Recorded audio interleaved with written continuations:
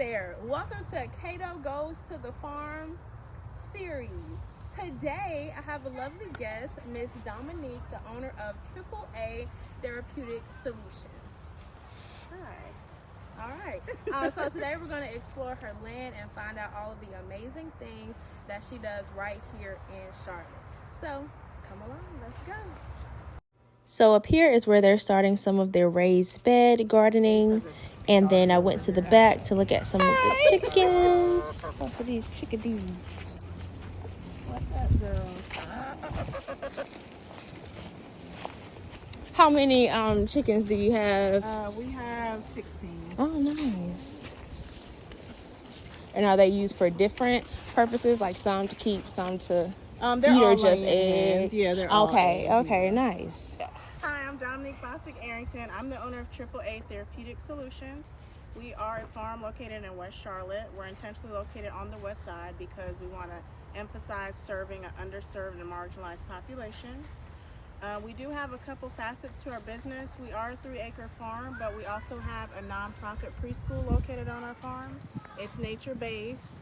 The primary emphasis is to empower Black and brown communities and special needs communities. We serve ages 3 to 5. We integrate gardening, yoga, social emotional learning, livestock care. We have our chickens, llamas, and rabbits. So the kids, we're able to use our educational setting with a whole child approach. So no matter what their needs are or background, we can emphasize what they're good at. We can encourage their confidence, exploration, work on things that they take interest on, and then build on those skills so that they're lifelong learners. They're happy, confident at home, in the community, and at school. What made you get into therapeutic solutions and nature-based learning? Because we don't really see that. I mean, we're seeing it more, but I think everybody usually has their own backstory that kind of pushed them into it based on like personal experiences. So I've been an occupational therapist going on 9 years. I was getting burnt out in like typical settings. So I've done home health, I've done clinics, I've done adults and pediatrics. I love occupational therapy. I just didn't love that setting. So I actually worked at a horse farm for a couple of years using hippotherapy, where the client is on the horse and we do a therapeutic session that way. I'm kind of scared of horses, but I did love being outside, and I love that concept of incorporating animals into that to encourage the participant and kind of trick them into working. So I just made it my own. So we sold our house in University area. We purchased this property 2 years ago. So we've just been transforming it ever since then.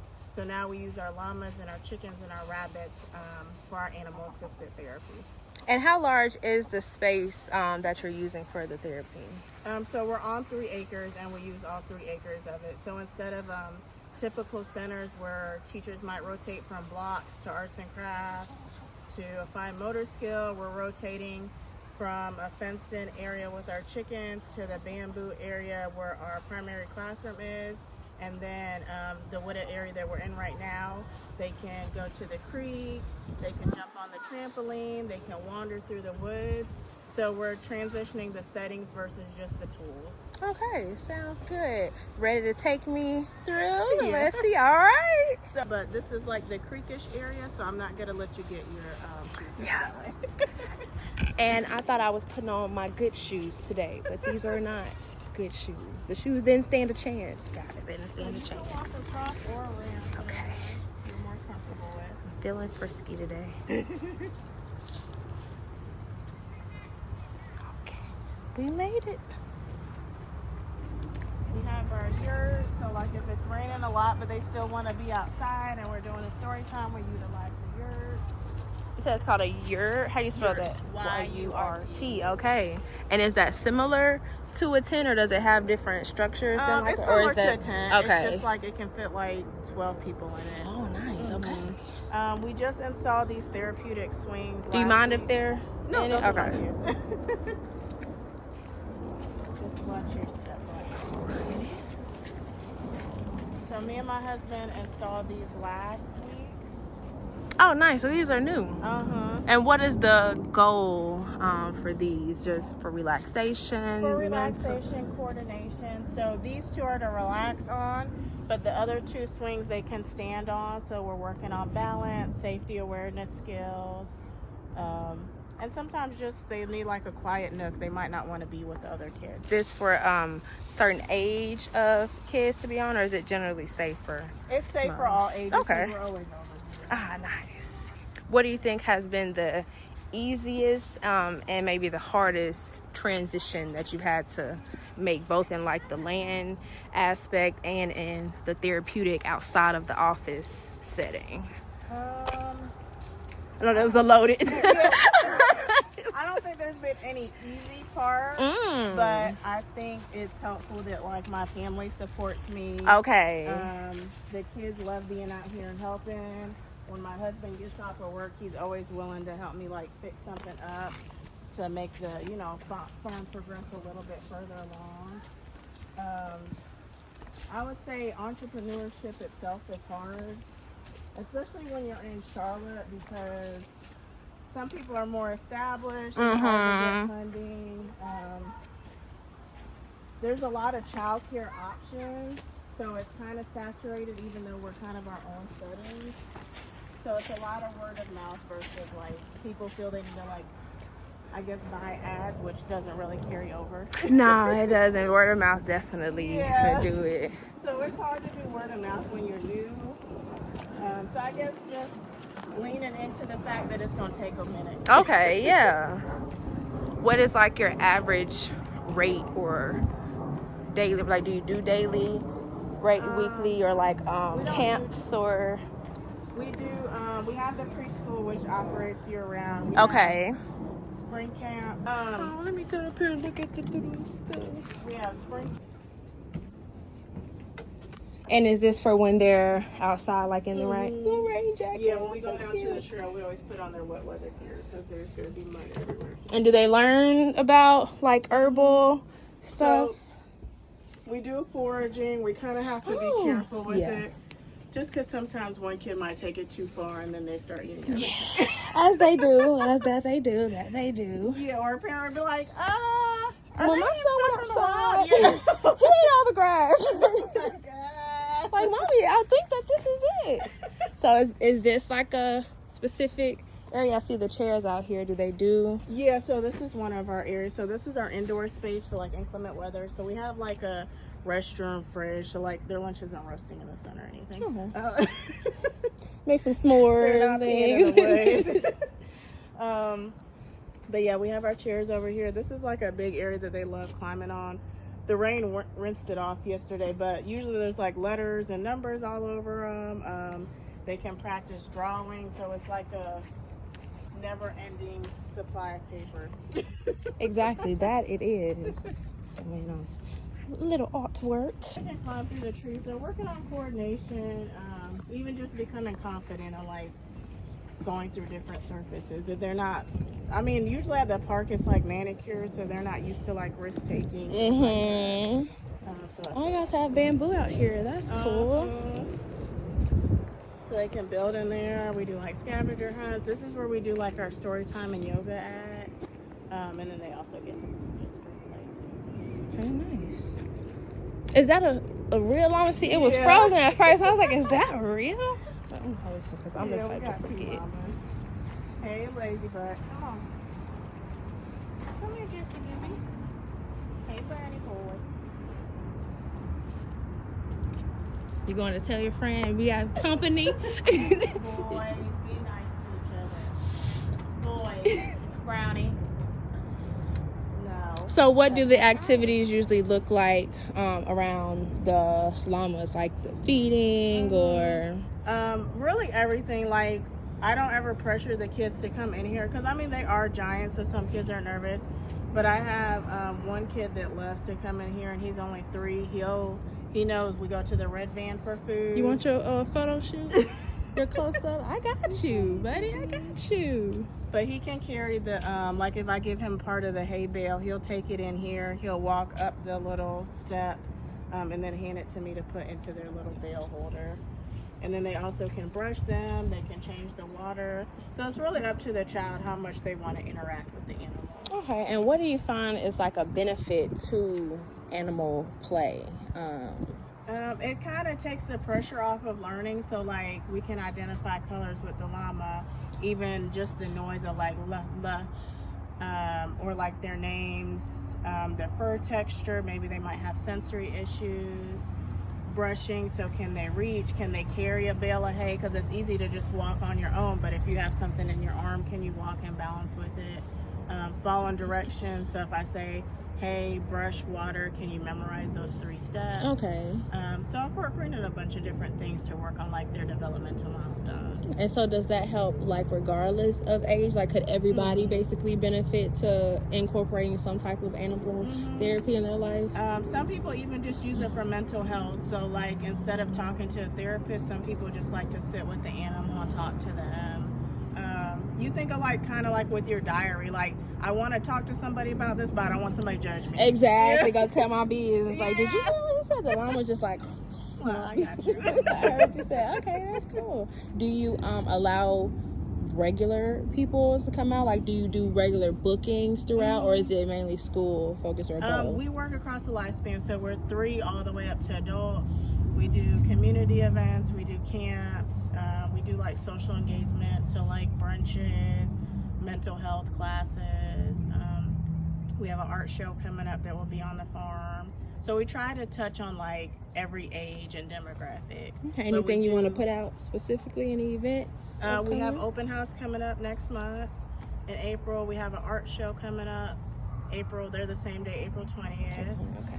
We have Easter egg hunt this Saturday. My big thing is black and brown people. Let's get outside. Let's get outside. You do you can guys replace have your a shoes? You It's have okay. a slogan? I don't think we put that in here. Get outside. Mission. Get outside. Hashtag get outside. Hashtag get outside. I don't know if they had good sunlight, so I'm gonna stay out here. Hashtag get outside. Get outside, people. Okay. Are you from Charlotte? I guess technically I've been here since kindergarten. Okay. Okay. Did you always have a liking for outside, or did that come during your studies, or? I guess I've kind of always been like an outdoors person, not like hiking, like taking it to the extreme outdoors, but I do love like bugs, so I'm like big into like bug identification. I wanted to be a marine biologist, so I always loved animals and being outside. It wasn't that enjoyable when I was younger because it was more like mowing the grass and raking leaves. Yeah, get out there and go do those chores on Saturday. Go handle that. But now I get to turn it into what I enjoy doing outside. Oh, cool. And do you have any advice for people who maybe want to try doing outdoor activities but are not used to it? Like, is there a way to get more adjusted to outdoors? I would say like take baby steps. Like pick something that you enjoy about being outside. Like maybe you just like flowers, or maybe you just like doing, sitting outside to eat. So maybe just taking like some of your meals outdoors. Just take like baby steps, just like anything, like with exercising or public speaking. You just take little baby steps. So we got vegetables, we got herbs, we got edible flowers, we got native pollinators. So we got a bunch of stuff. Like these are our herbs growing already. So we got like catnip. Oh, I love catnip. And it grows I so know, fast. it's so big and fluffy. That and lemon balm, they both grow like crazy. We got a little bit of lemon. We got spearmint growing in here, yarrow. Oh, love yarrow. And is this for growing just to have or to potentially sell to people? Both. Okay. So we want to be self-sustainable for. Okay. So we want to be self-sustainable for our family personally, but then we also want to instill healthy habits into our preschool families, community members, like anybody that drops by, like just, see how like easily manageable it is. So we want to make, we want to start doing CSA boxes, teas, cooking classes. Okay, the peoples will love all of those. So the first thing we had were these chickens. So these are our oldest chickens. There's only 5 of them. So these are the chickens that my son actually hatched. That was about 3 years ago. Yeah, they're cooling down now. So these are our older chickens, but the 11 that are like running all over the place are like our newer ones. Okay. And right now, how do people get in contact with you to get your eggs? Like, do you do farmers markets? Is there a website?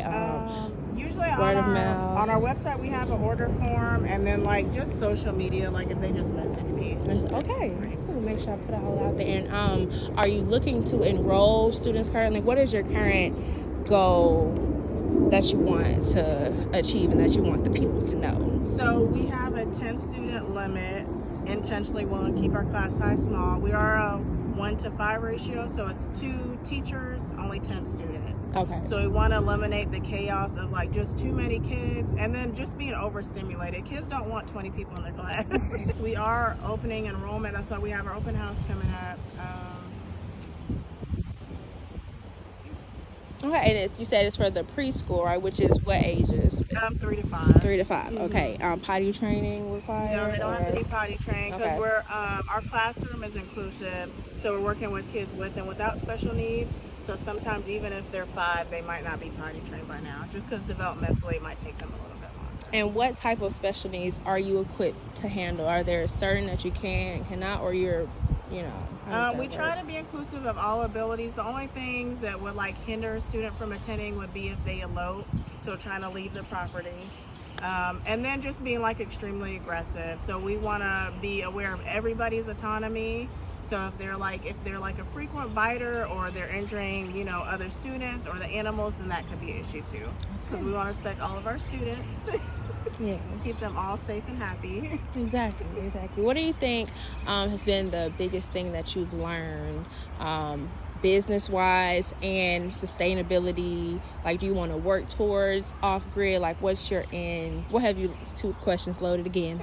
First time interviewer, don't mind me. So what did I even just say? What is the biggest lesson that you've learned thus far? And then what is the end goal, both business-wise and like with the land that you have? Like, do you want to work towards off-grid or just more so being a resource for the community?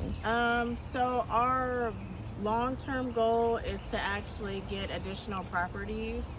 So right now we're in West Charlotte. There is a need, we know, in Concord and then like towards Matthews. I've had a lot of special needs families reach out from like other areas where this is a little bit of a travel for them. So our long-term goal is to have 2 additional properties. I would say our biggest lesson is, like you said, patience. Yeah. It takes time. Yeah. What is the best thing that you've seen so far, like whether it be student outcome changes or just, basking in the fact that you have, land, which not a lot of people have right now, both, in affordability and being in the city or just whatever their personal thing is. So like, what have you enjoyed the most about what you're doing? I would say personally, like, I don't feel burnt out. Like, I like being home because I feel like I'm on vacation. Like, I can, sit on the hammock or go to the swing or just sit out here and eat ice cream if I want to. So I would say personally, that's like one of my favorites. Professionally, seeing the outcomes that I expected to happen, like seeing them come to fruition, I would say that's one. We're always looking for volunteers to help improve the facility. If you guys know any sponsors. Period. What $dollars at? We want our students, we want their families to be at ease financially. So we are looking for sponsors for tuition. Sponsors for tuition? Okay, boom. All right.